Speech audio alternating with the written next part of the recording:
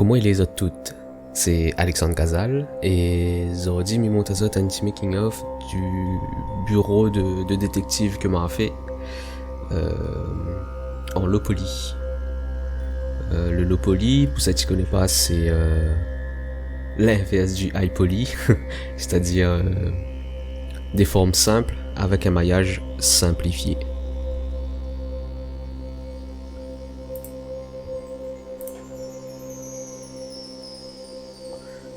Alors ça l'est surtout utilisé pour le jeu vidéo, parce que justement il utilise des formes simples, un maillage très simple, c'est-à-dire très léger, très optimisé de base.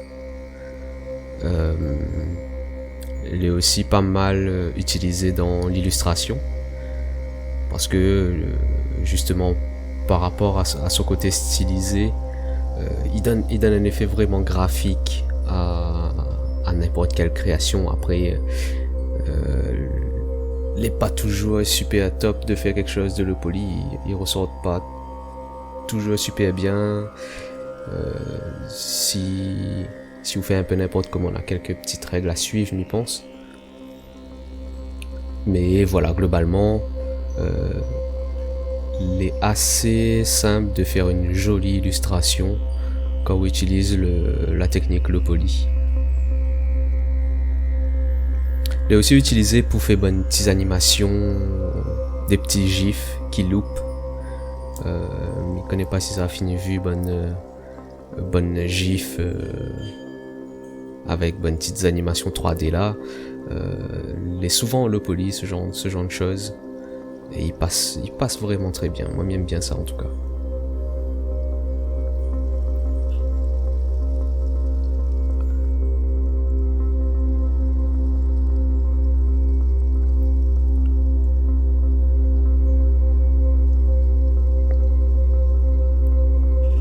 Alors la vidéo c'est pas vraiment un tuto, ça pas voir comment extruder, comment modéliser vraiment en fait. On aura juste une idée du workflow, de comment on l'a fait, et puis si tu connais déjà un petit peu la modélisation 3D, tu vas voir vite fait quelle technique m'utilise. Si ce format là il plaît à Zot, n'hésite pas à dire moi, et puis s'il est peut-être trop avancé, n'hésite pas à dire moi aussi, comme ça m'y voit si m'y fait vraiment un tuto digne de ce nom pas, ouais.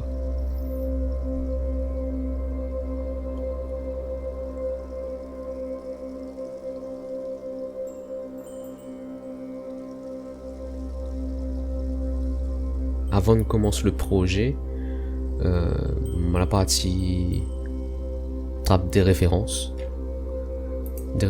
à la fois photo, il peut être des illustrations, du travail 2D ou 3D que d'autres personnes l'ont fait, ouais. M'y inspire en même tout ça, et puis m'y crée mon propre composition, mon propre accessoires que m'y modélise. C'est vraiment histoire d'inspirer nous, quoi, tout ça. Donc ensuite, comme je trappe mes références, je fais un listing de props que j'ai besoin, que je valide, pour voir un peu la masse de travail que nous aurait à faire.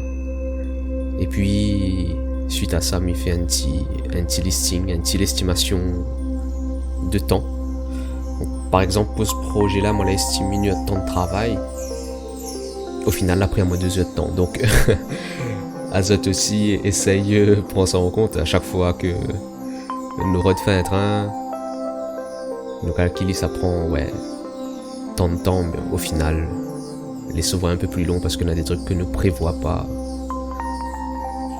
Mais bon. Là, pour ce projet-là, c'est un petit peu mon faute parce que m'a pas dit trop dans le détail, mais pense.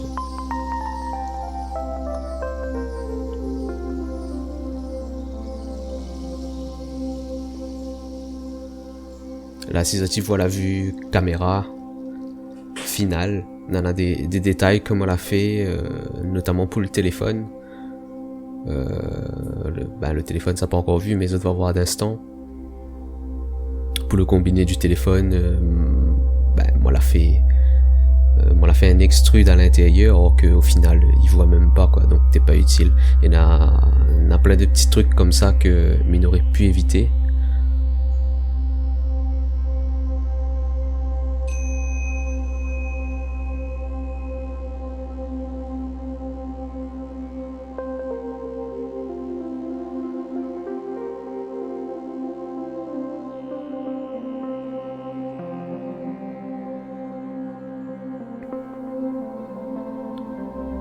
Donc la Zot, il voit des fois, m'y prend un mesh existant, m'y duplique,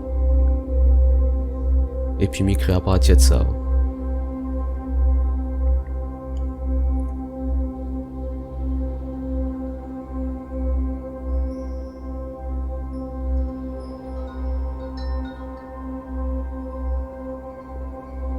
Là pour la loupe, c'est une loupe au cas où si t'as pas remarqué. Donc pour le loop,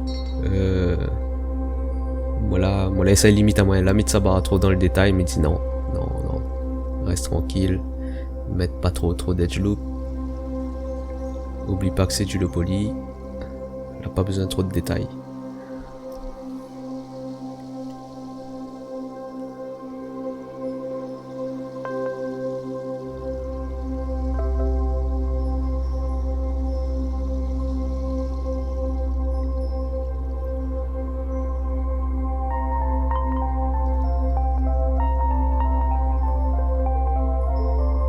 Là, mi entame le téléphone, c'est un téléphone plutôt dans un style ancien. Et là, ce que Mine aurait dû faire, par exemple, c'est travailler directement en symétrie. Dans le feu de l'action, on n'a pas compris ça tout de suite. Moi, la modélise un peu comme un bourrin, en fait. Mais au final, il n'est pas très grave. Mais pas très grave, et en plus, m'y croit que à un moment donné, moi la repasse en symétrie, parce que t'es en biais d'un trop.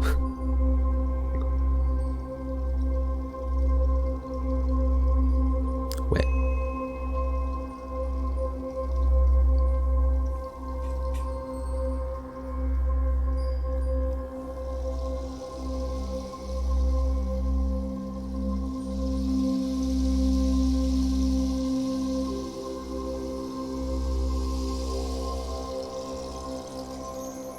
Là, comme ça, tu vois, le low poly, il est pas si compliqué, hein, c'est juste des extrudes,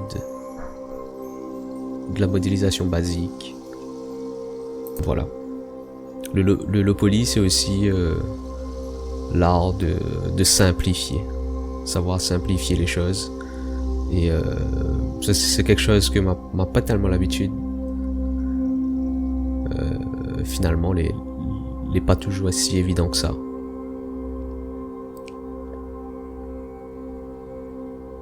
Les cool avec ça, c'est que plus vous gagnez simplifié et plus ce sera rapide. Ouais. Donc là, pour ce projet-là, ce qui intéresse à moi, c'est de faire les choses rapidement.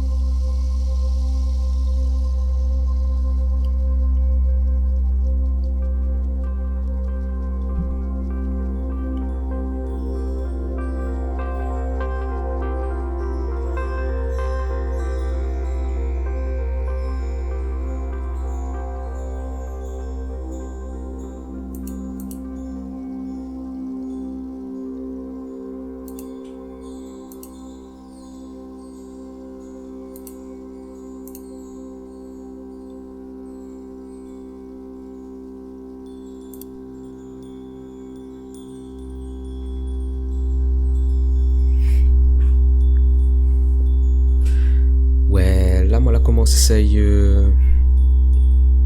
fait le fil du téléphone là. M'y connais pas si c'était nécessaire en vrai. Franchement, mes pensées n'auraient pu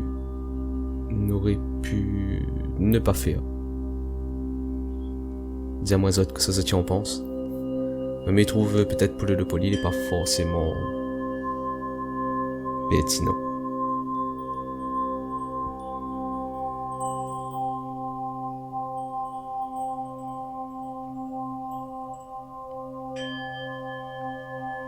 Bon, en tout cas, trop tard, fin fait.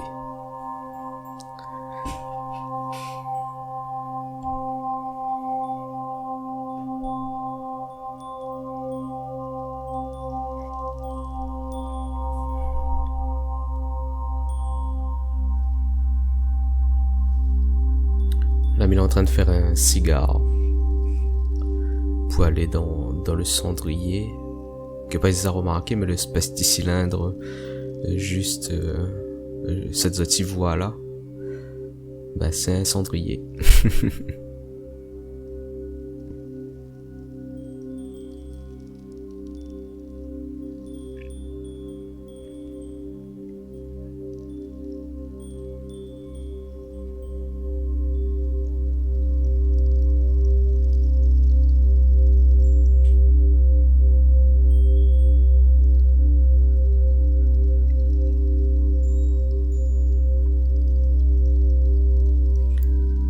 Là, mais commence à faire une chaise de bureau. Pour faire les petites barres là, moi là j'utilise le modifier Array. Ce modifier là, il permet de de faire une modélisation et il duplique out objet plusieurs fois sur un axe. Donc par exemple là sur le bon petit bar, m'a fait mais quoi 1, 2, 3, 4 m'a dupliqué 4 fois sur l'axe X.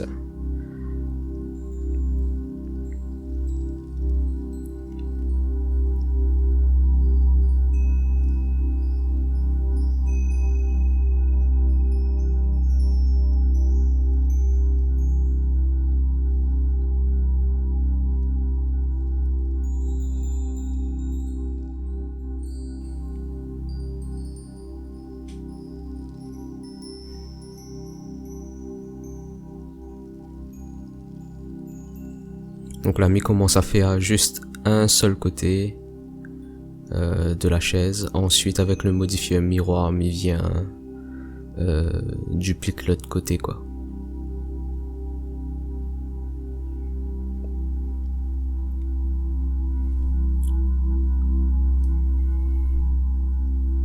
Ici, pareil, il est en train de faire le support de la chaise. Mi crois que c'est un hexagone. À 6 côtés, m'y pense.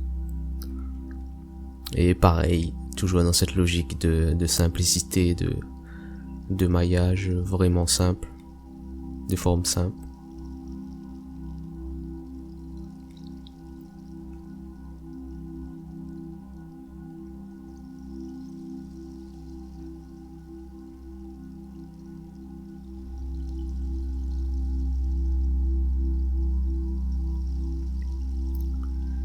À un moment donné, comme il finit la modélisation, là, dans ce projet-là, chaque objet que m'y termine, si m'y oublie pas, hein, m'y applique le scale.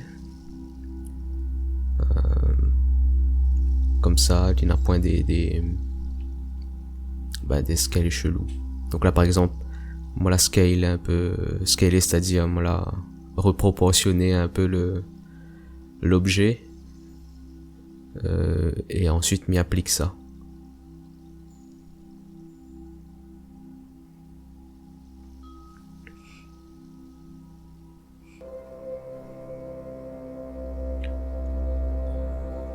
Là pour les poignets, quelque chose de très simple, c'est un cube.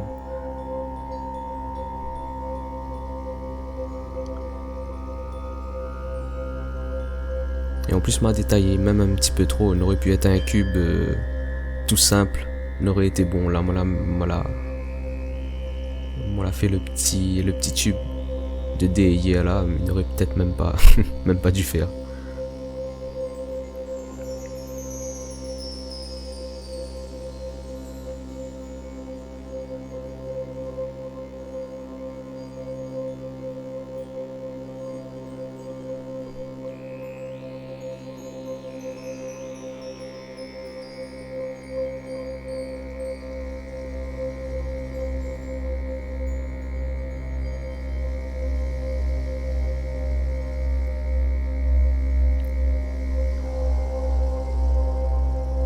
Ok, là, il commence à joindre tous les objets. Au final, le bureau c'est un seul objet, la chaise c'est un seul objet, le cadre photo un seul objet, etc., etc.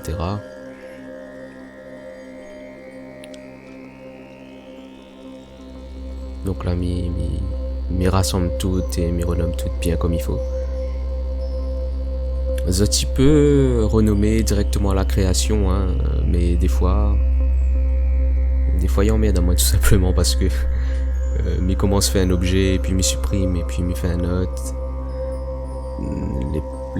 Finalement, les plus simples pour moi de renommer après.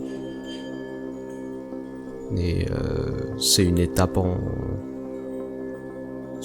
c'est une étape à considérer. Ouais. Bien être à fond dans le viewport et à un moment donné dans l'outliner et puis renomme tout ce que m'a fait. Au final, il prend pas tant de temps que ça. C'est juste que nous fait tout d'un coup, quoi.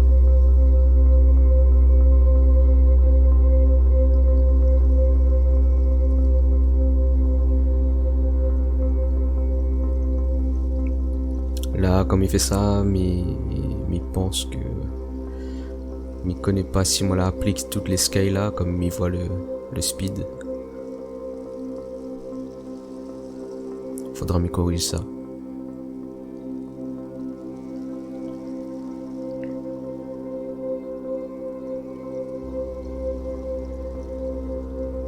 Donc comme ça tu vois, il commence à faire l'éclairage. Ma source de lumière principale, ça va être la lampe.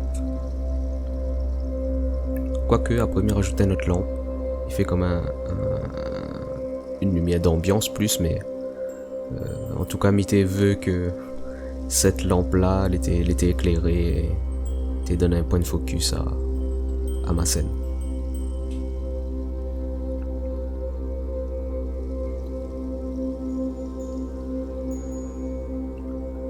Là, ce que m'a fait, c'est que m'arrête l'enregistrement. M'a parti rôde un palette de couleurs assez sympa. Alors, m'a parti sur un site qui s'appelle coolors.co, cooloeas.co. Mais pense m'a mettre le lien dans la description. Où ça va sur ce site-là, où choisis un couleur de base, où valide cette couleur. Et puis ou appuie sur espace et les génère à ou d'autres couleurs que en théorie il va bien avec la couleur que vous la sélectionnez. Et elle est super cool parce que des fois Mina juste un couleur que m'y veut absolument mirode quelle couleur il peut aller avec ça. Alors normalement il faut que vous en ayez des petites notions peut-être de théorie de la couleur. La complémentaire du bleu par exemple c'est l'orange, maintenant ça il faut que tu connais un petit peu, mais ce genre de site là il est bien pour aider à nous quoi.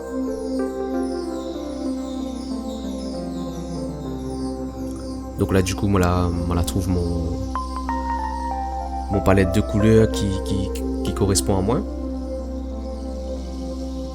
Moi la renié dans Blender et moi la fait plusieurs matériaux, un matériau par couleur en fait.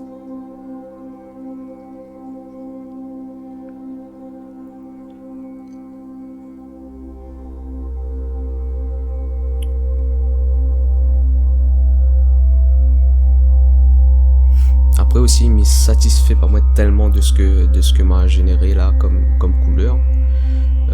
Il vient modifier un petit peu par rapport au rendu.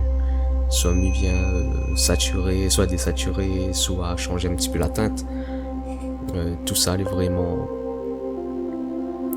vraiment pas figé. Ouais.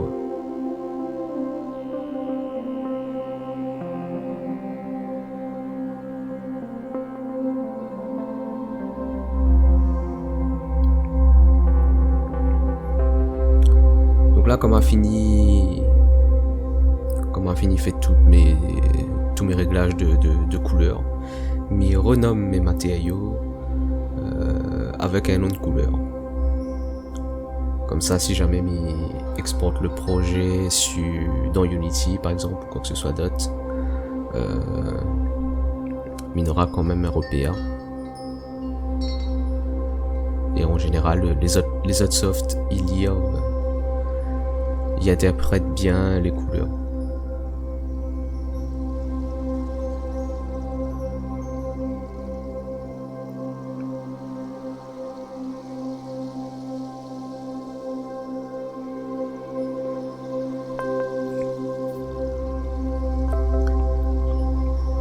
Pour les ampoules, ouais, moi l'a pas fait un calque, on l'a pas fait un matériau couleur, pardon, on l'a fait un matériau light. Donc on l'a mis en émission, on l'a renommé light. Et du coup, si on a d'autres ampoules dans la scène, et ben, il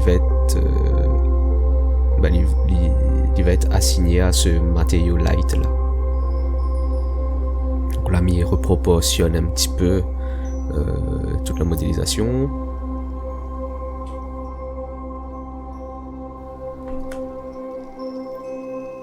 Bon, ben voilà. Hein. Je pense que on a fait le tour de le projet, c'est le cas de le dire. On est en train de faire le tour du projet. Ben, j'espère que t'es intéressant pour vous autres. N'hésite pas à dire moi en commentaire que ça tu penses de tout ça, si ça a des travaux le poly aussi, n'hésite pas à monter à moi. Et ben voilà, j'espère qu'elle a été utile pour vous autres. On a trouvé.